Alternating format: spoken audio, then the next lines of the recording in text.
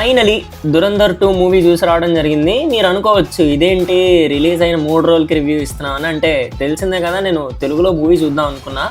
హిందీ తోడా తోడా హాతా హే అంటే పూర్తిగా అర్థం కాదని కాదు, పూర్తిగా హిందీ వచ్చని కాదు, కొంచెం అర్థం అవుతుంది. కానీ సినిమా డెప్త్లో అర్థం అవ్వాలి అంటే తెలుగులోనే బెటర్ కదా అనుకున్నా. కానీ మనోళ్ళు డిస్ట్రిబ్యూషన్ చూసేసరికి భయం వేసింది.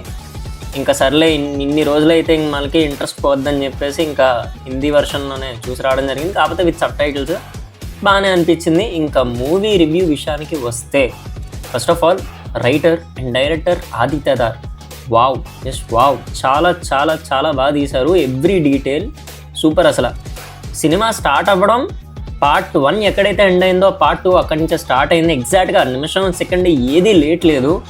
ఇంకా అక్కడి నుంచే స్టార్ట్ అవుద్ది. ఫస్ట్ బ్రూటల్ ఫైట్తో స్టార్ట్ అయింది. ఎండింగ్ వరకు మనం దురంధర్ వరల్డ్లోనే ఉంటాం. హంజా పక్కనే మనం చూస్తున్నట్టు ఉంటుంది, మనం నించొని చూస్తున్నట్టు ఉంటుంది. స్క్రీన్ ప్లే అంత గ్రిప్పింగ్గా ఉంది. నాకైతే మెంటల్ వచ్చింది.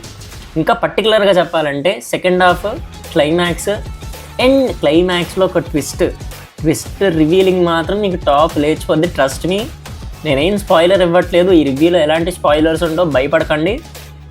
బట్ మూవీ అయితే చాలా బాగుంది. ఫస్ట్ హాఫ్ చాలా ఎంగేజింగ్గా ఉన్న, సెకండ్ హాఫ్ క్లైమాక్స్ ట్విస్ట్ మాత్రం అదిరిపోయింది. అండ్ నా ఫేవరెట్ క్యారెక్టర్ వచ్చేసి రణ్వీర్ సింగ్ అనుకుంటున్నారు కదా, కాదు. Ranveer Singh second place, first place Madhavan, Sanjay Bansal అనుకుంటా క్యారెక్టర్, అదే మన అజిత్ దోవల్ గారు ప్లే చేసిన క్యారెక్టర్.